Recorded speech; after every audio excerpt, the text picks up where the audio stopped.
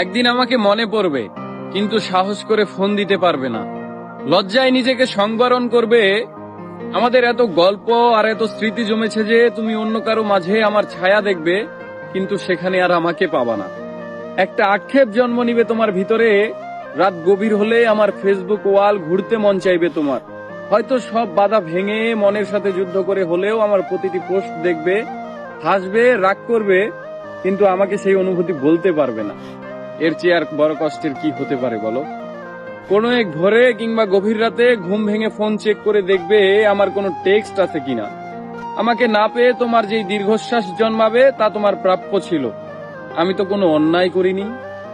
এখন যার সাথে আছো তাকে নিয়ে যতই সুখে থাকো, যতই ভালো থাকো, আমি জানি আমাকে তোমার মনে পড়বেই, কারণ আমি তোমাকে ঠকাইনি।